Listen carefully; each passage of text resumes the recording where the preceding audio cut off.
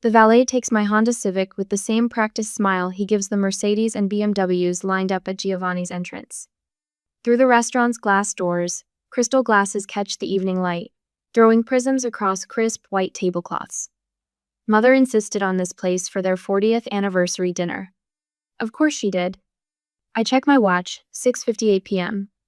The reservation was for 7, which means Madison arrived 20 minutes ago to hold court. My sister believes fashionably late is for people who don't matter enough to set the tone. The maitre d' glances at my simple black dress, his eyes lingering a heartbeat too long on the scuff mark on my sensible heels. Name? Morgan. I'm with the anniversary party. His expression shifts from polite disinterest to practiced warmth. Ah yes, the Morgan celebration. Your sister mentioned you might be joining us. Might be joining. The words settle like ice in my stomach. He leads me through the dining room, past tables where conversations pause just long enough for diners to note my passage. Mother selected a private alcove near the back, separated from the main dining area by an ornate wooden screen. Madison's laugh carries over the barrier, bright and practiced like everything else about her. I round the screen, and there she is, resplendent in a crimson designer dress that probably cost more than my monthly rent. She's perched at the center of the table, gesturing with perfect French manicured nails as she regales our cousins with what I'm sure is a carefully curated story. Clara, Mother's voice carries just a touch too much surprise. We were beginning to wonder. I check my watch again. 7:02 p.m. Madison doesn't pause her story, doesn't even glance my way. The only empty chair sits at the far end of the table, next to an enormous potted fern that blocks half the view of the room. How fitting. Father rises halfway from his seat, an automatic response to a lady joining the table, but sinks back down when he realizes it's just me. You remember everyone, of course? He waves vaguely at the gathered faces, some familiar, some not. I nod, sliding into my assigned exile by the plant. A young man I don't recognize leans over from the next seat. Sorry, what did you say your name was? Clara. Clara Morgan. His brow furrows. Oh, are you related to Madison? Before I can answer, servers appear with champagne flutes, a choreographed dance of white-gloved hands and sparkling crystal. The envelope in my purse seems to grow heavier. I'd planned to present it during dessert $60,000 saved over 7 years, a gesture of gratitude despite everything, a peace offering, a final attempt. Madison stands, and the whole room seems to lean toward her like flowers following the sun. She raises her glass, diamond tennis bracelet catching the light. To Walter and Linda Morgan. Her voice carries perfectly, each word crafted for maximum impact. Thank you for raising the most incredible only child anyone could ask for. The silence that follows isn't the shocked kind. No one gasps, no one glances my way, no one corrects her. Mother and father beam, raising their glasses in acknowledgement. Uncle Dennis starts to shift in his seat, but Aunt Carol's hand on his arm stills him. Memories flash through my mind like photographs dropping from a shuffled stack. 7-year-old me sitting alone at a school concert while they fussed over Madison's costume for a performance 3 weeks away. 12-year-old me watching from the window as they took her shopping for a special occasion dress, having forgotten to wake me. 16-year-old me at honors night, scanning the audience, finding only empty seats where my parents should have been, but there was Aunt Carol, smiling and waving. Uncle Dennis beside her with his trusty camera. The cousin's boyfriend leans over again. Sorry, what was your name again? My hands are steady as I reach for my purse. The envelope inside, thick, cream-colored, expensive, feels solid and real. I'd chosen it carefully, wanting the presentation to be perfect. Wanting to finally make them proud, to prove I was worth noticing. The room continues its usual orbit around Madison as I stand. No heads turn my way. No conversations pause.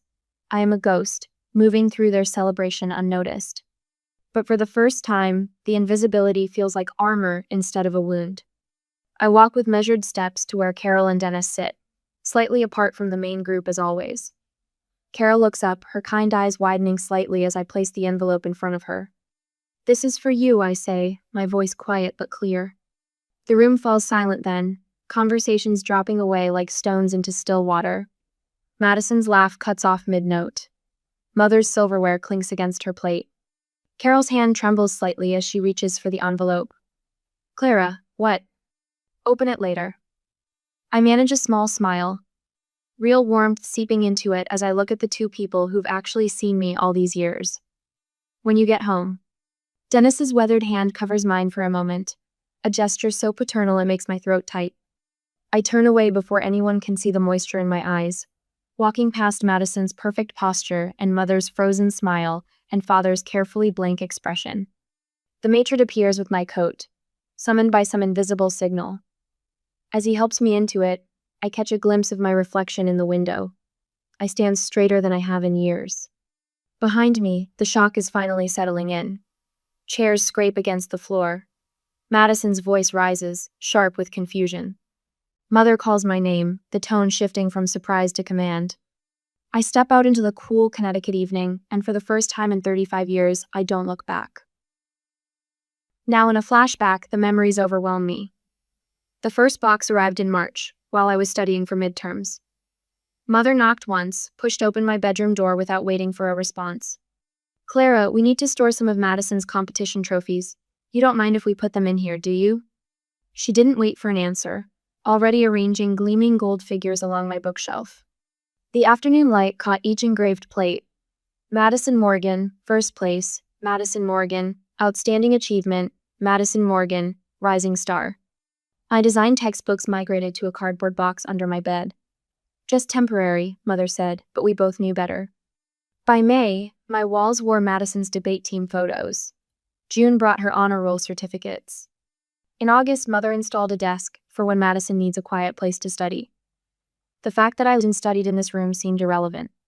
When I announced my acceptance to Rhode Island School of Design, Mother was refolding Madison's laundry. "That's nice, dear." She smoothed invisible wrinkles from a cashmere sweater. "Did you hear Madison got promoted? Junior VP of Communications at 25, the youngest in company history."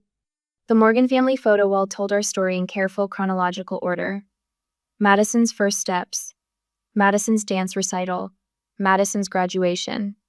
I appeared in Christmas photos, always slightly off-center, usually half hidden behind an uncle or cousin.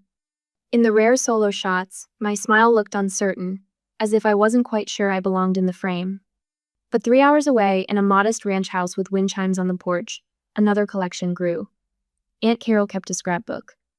My first watercolor exhibition at the Community Centera small affair, but she drove through a snowstorm to attend. The local paper write-up of my internship with Preston Design. The business card from my first freelance job. "Look what came in the mail," she would say during our weekly calls, the shuffle of newspaper clippings carrying through the phone line. She read each one aloud, pride warming her voice. "Have you seen this? The Portland Home and Garden feature about your sunroom redesign?" I hadn't. Mother subscribed to that magazine. Uncle Dennis taught me to change a tire on a humid Saturday when my parents took Madison college shopping.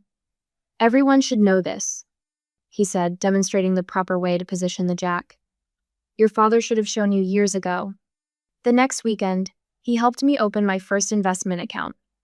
The following month, he explained compound interest and the importance of an emergency fund. "Financial independence," he said, tapping the calculator, "means you have to depend on anyone else's approval." I saved carefully after that. Extra clients.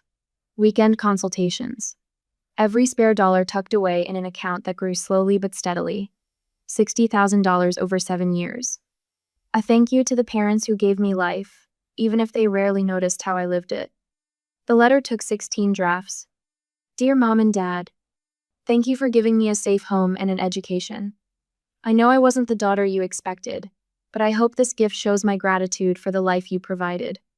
The money represents 7 years of work proof that you raised someone who understands the value of dedication and perseverance, even if I express it differently than Madison. With love, Clara." The words felt inadequate. Everything I wrote sounded either bitter or desperate for approval. But maybe the money would speak louder than words. Maybe this time they would finally see me. "Your sister's latest ad campaign reached 14 million viewers," Father announced at Thanksgiving.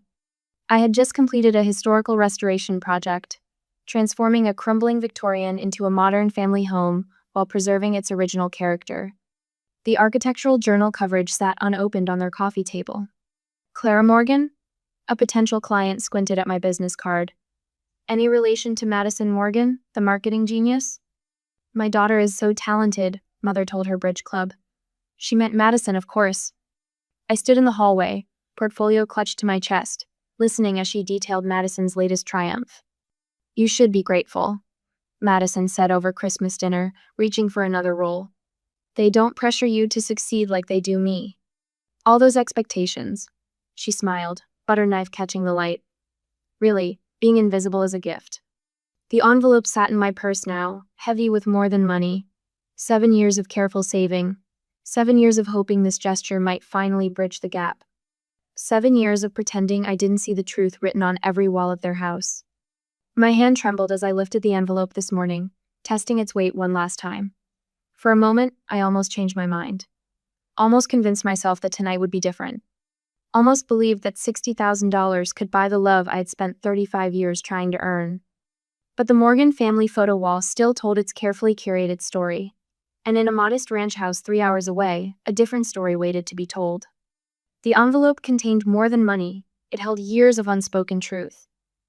But what happens when a family's carefully maintained illusion is finally shattered by a single quiet act? Uncle Dennis would say it's simple mathematics. Subtract the lies, add the truth, and trust the final sum. Now in reality, my phone screen blazes with 17 missed calls in the pale dawn light.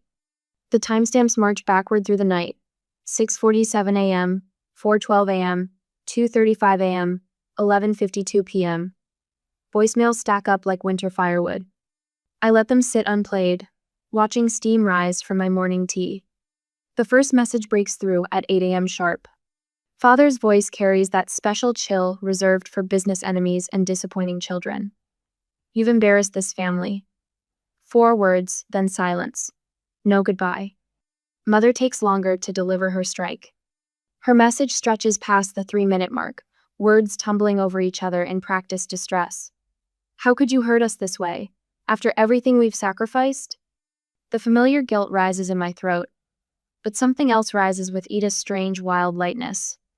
Madison waits until noon. The text arrives with surgical precision. A screenshot from 3 years ago, words I'd written to Carol during a moment of raw honesty about feeling overwhelmed. Sometimes I want to scream until they see me, until they remember I exist. Madison's message follows. Clearly you've been unstable for a while. We're all very concerned. I block her number. Then my parents. The silence fills my apartment like sunlight after a storm. Carol calls at 2 p.m. Her voice trembles. We haven't opened it yet. You can. The words come easily now. Clara, honey. A rustling sound, then Dennis in the background. More rustling, a sharp intake of breath. This is $60,000. Yes. We didn't do anything to deserve this. My fingers trace the rim of my empty teacup. You loved me, that was enough. Silence stretches between us, warm and honest. Then Carol's voice changes. Madison sent me something. A text you wrote. I remember. My hand still's on the cup. I meant every word. I was drowning in silence, and you were the only ones who heard me. A sound between a laugh and a sob. We always heard you, sweetheart. That night, I sleep without dreaming for the first time in years. The morning brings clarity sharp as winter sunshine. I sit at my desk, fingers hovering over the keyboard. The letter forms itself. Dear Mother and Father, I release you from any obligation to explain or defend my existence. I release myself from the burden of proving I deserve space in this world. Please do not contact me again. I wish you peace, but I am done pretending. Clara. The send button clicks with finality. I stand, walk to my living room wall where family photos hang in careful formation. Mother's face smiles from behind glass, Madison radiant beside her. My own face appears in corners, half cropped from special moments. The frames come down one by one.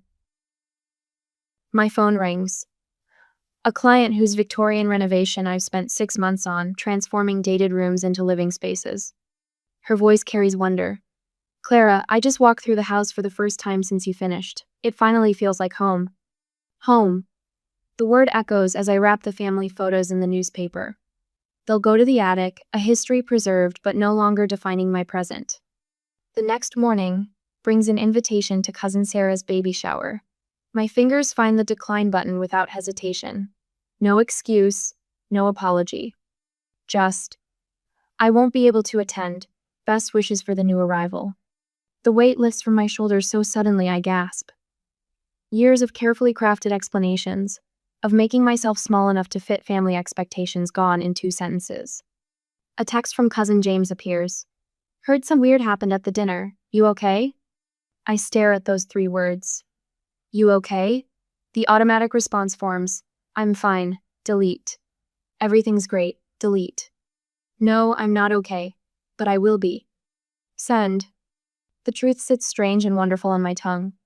I carry it into my next client meeting. The young couple wants to renovate their first home. The wife speaks hesitantly about colors, glancing at her husband for approval. I recognize the familiar dance of making oneself smaller. Tell me about your perfect space, I say, not what you think you should want. What makes your heart feel at home? Her eyes light up. For the next hour, she paints pictures with words-rich jewel tones, warm woods, spaces that wrap around you like a hug. Her husband watches her with growing wonder. I sketch as she speaks, letting her vision flow through my pencil. When I turn the paper toward them, she covers her mouth. That's exactly what I see in my head. How did you know? Because you told me. When we stop apologizing for our truth, beautiful things happen. The words surprise me with their certainty. I touch the silver pendant Carol gave me years ago, remembering her voice. Your vision matters, Clara. Never let anyone tell you different. That evening, I update my portfolio website. No more safe beiges and cautious designs. I fill the page with my boldest work, the sunroom that blooms with stained glass light, the library with its secret reading nook, the kitchen where 3 generations now gather to bake holiday cookies. Spaces that tell stories, spaces that see people. My phone buzzes, a text from Carol. The scholarship paperwork is ready. Are you sure you want your name on it? I think of some future student, feeling invisible, finding proof that being seen matters. That quiet truth deserves celebration. Yes, my name belongs there. The sun sets behind Portland's winter trees. I stand at my window, watching the harbor lights blink on one by one. Each light a home, each home a story, each story waiting to be heard.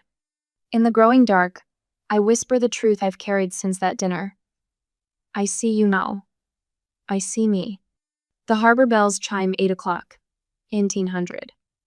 Somewhere in Connecticut, my parents are probably sitting down to dinner. Madison might be planning her next calculated move. But here, in this space I've created, their voices can't reach me anymore. I pick up my sketchbook, open to a fresh page. Tonight, I'll design something just for me. Something that speaks in my voice, without translation or apology. The pencil moves across paper, creating rooms filled with light. 2 weeks later, Uncle Dennis spots their car first. Linda and Walter, he says through the kitchen window, his weathered hands pausing over the tomato plants he's pruning. Aunt Carol's spoon clatters against the mixing bowl, but she continues stirring her banana bread batter as their Mercedes pulls into the gravel driveway. Unannounced, Carol murmurs, sliding the bowl onto the counter. That's new. They watch through the window as Linda emerges from the passenger side, wearing a St. John knit suit despite the casual Sunday afternoon. Walter follows, gripping a leather portfolio like a shield. Carol wipes her hands on her apron, leaving a dusting of flour that matches her silver hair. Ready? Dennis nods, moving to stand beside her. The doorbell chimes. Linda's smile is brittle when Carol opens the door. We need to discuss Clara's episode. Please, come in. Carol's voice carries the same gentle tone she uses for spooked horses at the rescue farm where she volunteers.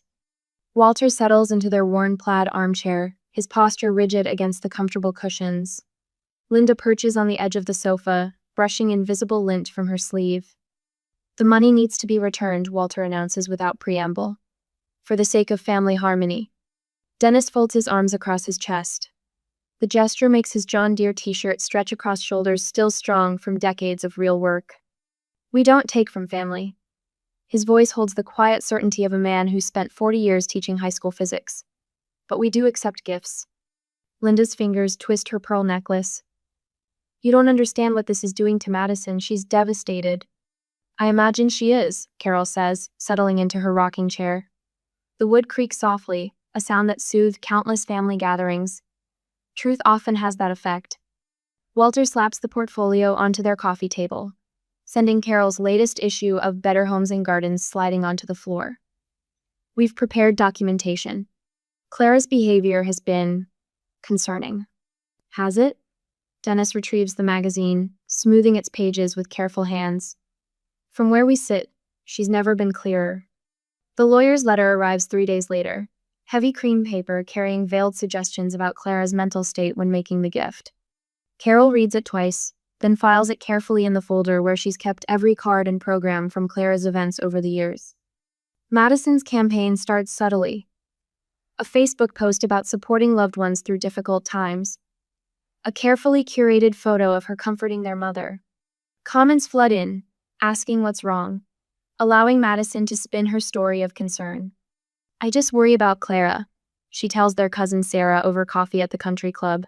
Her voice carries just enough for the next table to hear. She's always been sensitive. Remember when she missed my high school graduation? Mother tried so hard to help, but you know how Clara gets. The truth that Clara had been in the emergency room with appendicitis while Carol held her hand doesn't fit Madison's narrative. In the next few following days, Clara's clients start mentioning their concerns. Mrs. Whitman, reviewing swatches for her sunroom, brings it up casually. Your sister called. She's so worried about you, dear. Said something about erratic behavior? Clara sets down her fabric samples. Mrs. Whitman, would you say my work has been erratic? The older woman glances around her half-finished sunroom, where Clara's design has transformed a dark space into a symphony of light and comfort. No, she says slowly. Actually, you're the most reliable professional I've ever worked with. Then let's focus on selecting the perfect fabric for your window seats. Clara's phone buzzes constantly with family members choosing sides. She lets their messages pile up, unread. Her social media stays quiet, no defensive posts, no public battles. She posts only her work, before and after photos, design tips, client testimonials. Coastal Living magazine features her renovation of a sea captain's house. Morgan's honest, unpretentious aesthetic breathes new life into historical spaces. The article reads, her designs feel like coming home. New clients seek her out specifically because of her authenticity. No showhouse glitter, one tells her. Just real homes for real people. The surprises come in small ways. A card from her father's college roommate. I was at your 3rd grade art show. Your parents missed it, but I saw your talent then. Still do. A message from a second cousin. They did the same thing to my mother. Call me if you need to talk. On Friday, a local design school student appears at her office. Mrs. Peterson said you might be willing to mentor me? Clara recognizes Carol's handwriting on the girl's reference letter, sees her own younger self in the hopeful eyes. Tell me about your dreams, Clara says, pulling up a chair. The scholarship announcement appears in the local paper on Tuesday next week. The Carol and Dennis Peterson Design Scholarship, established in honor of Clara Morgan, will provide annual support to emerging artists and designers who demonstrate exceptional promise. Clara reads the notice over her morning tea, sunlight streaming through the windows of her apartment. Her calendar notification pings. Christmas, Carol and Dennis. Her design schedule fills steadily. A historic farmhouse renovation, a young family's first home, a waterfront cottage being transformed for retirement dreams. Each project chosen for substance over flash, each client seeking something real. The silence in her apartment wraps around her like a favorite blanket. No performance required, no constant vigilance, no need to make herself smaller to fit someone else's story. She waters her windowsill herbs, basil, thyme, rosemary, the plants Carol helped her choose when she first moved in. Their fragrance fills the morning air, honest and green and alive. Her phone lights up with another message from her mother. She lets it fade to black, unread. The truth sits in her chest, solid and warm as a river stone. Some forms of peace can only be found on the far side of no. 3 weeks later, the silver Lexus sits in my driveway like an accusation.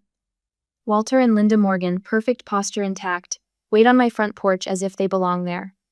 The winter sun catches Linda's pearl necklace, throwing small rainbows against the weathered wood siding of the house they've never bothered to visit before.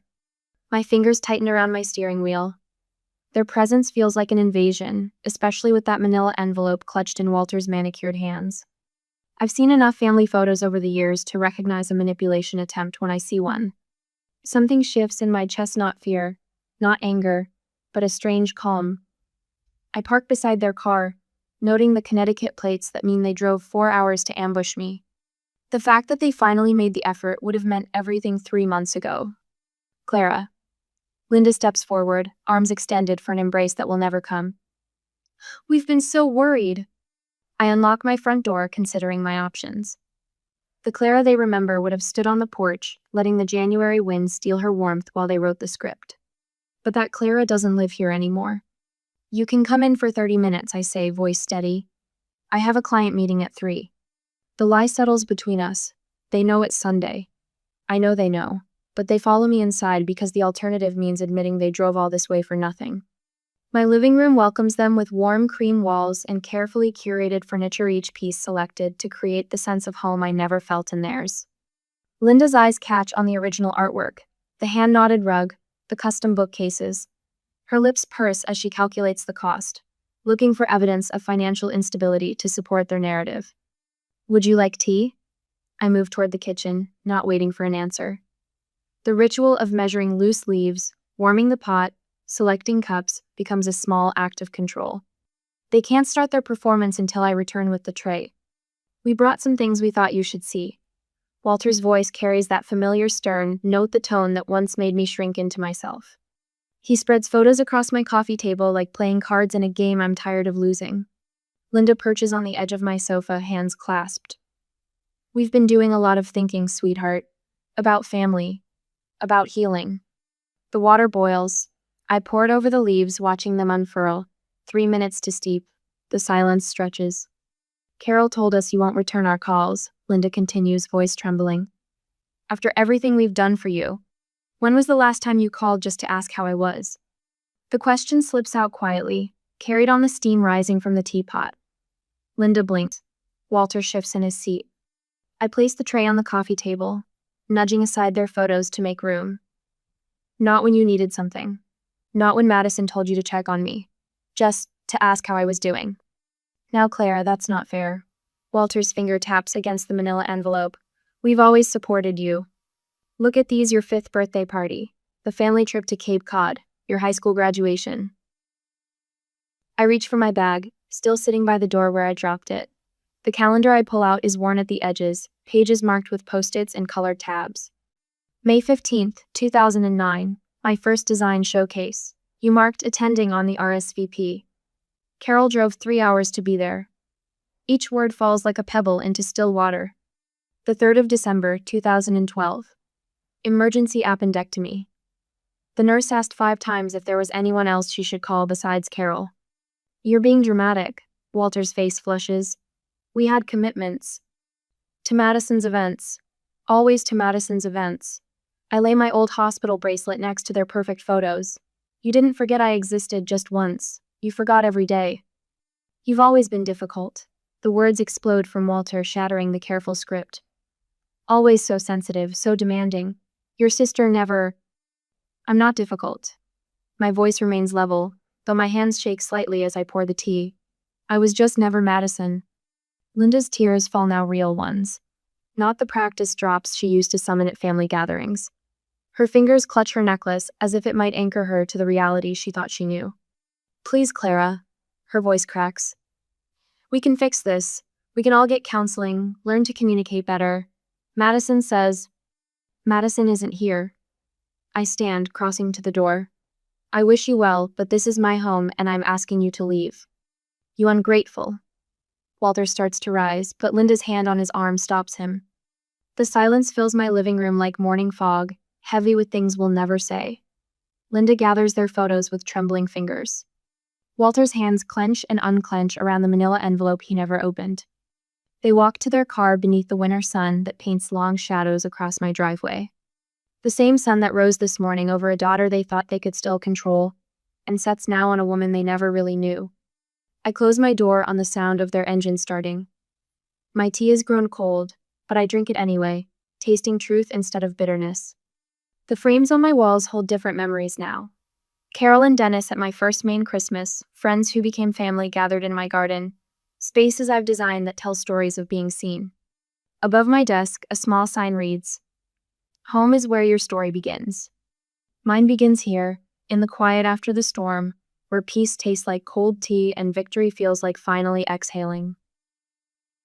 A month later, the scent of cinnamon and pine needles wraps around me as I step into Carol and Dennis's home. Handmade ornaments from the 1970s dangle from a slightly crooked Christmas tree construction paper, angels with cotton ball beards, plastic bread tags spray-painted gold, wooden clothespins transformed into nutcrackers. No color-coordinated theme, no professional decorator's touch, just 40 years of collected memories, each one hung with love. "Clara!" Carol's laugh bubbles from the kitchen, accompanied by the clatter of cookie sheets and the warm aroma of ginger.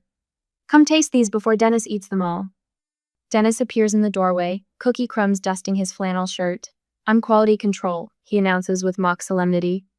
His eyes crinkle at the corners as he pulls me into a hug that smells of wood smoke and wintergreen lifesavers. The kitchen counter overflows with mismatched plates of snickerdoodles and thumbprint cookies. A radio plays Bing Crosby, the sound scratchy and perfect. Carol hasn't bothered with makeup, her silver hair escaping its clip as she rolls out another batch of dough. "Your portfolio's on the coffee table," Dennis says, settling into his worn leather armchair. "That young couple from church stopped by yesterday. Their daughter's graduating design school in May." His voice carries quiet pride. "Wanted to show her what real talent looks like." My throat tightens. I remember being that student full of dreams and doubts, wondering if I'd ever be good enough. But unlike my story, this young woman has people who believe in her. Carol wipes flour from her hands and joins us, perching on the sofa arm. "We've been meaning to tell you something, Clara." She exchanges a glance with Dennis. "About the money." My stomach clenches, old instincts flaring. But Carol's next words dissolve the tension. "We used part of it to start a scholarship," she says softly, "for young designers who need a little help getting started." Her hand finds mine. "We thought you'd want us to pass it forward." The room blurs. Dennis clears his throat. "The Clara Morgan Design Scholarship," he says. "Unless, if that's difficult, we don't have to use your name." I squeeze Carol's fingers, remembering all the times they showed up when no one else did. All the small kindnesses that added up to love. "I want my name on it," I whisper. "I'm not hiding anymore." Later that evening, my phone buzzes with a text from Sarah, one of my newest clients. Her design consultation reminds me so much of myself. At 23, talented but unsure, permission slips still stuck in her vocabulary. "Would it be okay if..." I was thinking maybe. "If it's not too much trouble." I text back, "Your instincts are solid. Trust them." 3 dots appear, disappear, appear again. Finally, "Thank you for seeing me." The words hit like a physical touch. I glance around my apartment, no longer the sparse, careful space it once was. Photos crowd the walls. Carol and Dennis at my first gallery showing. My friend Marcus and his husband at their housewarming, surrounded by the built-ins I designed. Sarah's preliminary sketches tacked next to paint swatches and fabric samples. The phone rings. Cousin Rachel, who chose to maintain contact despite the family's unofficial embargo. "Just checking in," she says. No pressure, no agenda, just connection. Carol's question from dinner echoes in my mind. "Do you regret it?" I sink into my favorite reading chair, the one I reupholstered myself in soft velvet the color of sea glass. Outside, snow falls in lazy spirals, each flake visible in the glow of my porch light. Tomorrow I'll meet Sarah for coffee, then stop by the local design college to mentor their winter graduates. Next week, Carol and Dennis are helping me host a New Year's open house, and nothing fancy, just good food and better company. "Not at all," I answered Carol. "I didn't walk away from my family, I walked toward one." The truth of those words settles into my bones like warmth. Some might see empty chairs around my holiday table, hear silence where blood relations should speak. But I see the spaces filled with chosen family, hear laughter unmarred by comparison or competition. I see myself, finally visible, moving through my own life with quiet confidence. The snow continues falling, each flake finding its perfect place in the gathering dusk. Like me, they don't need permission to belong exactly where they land.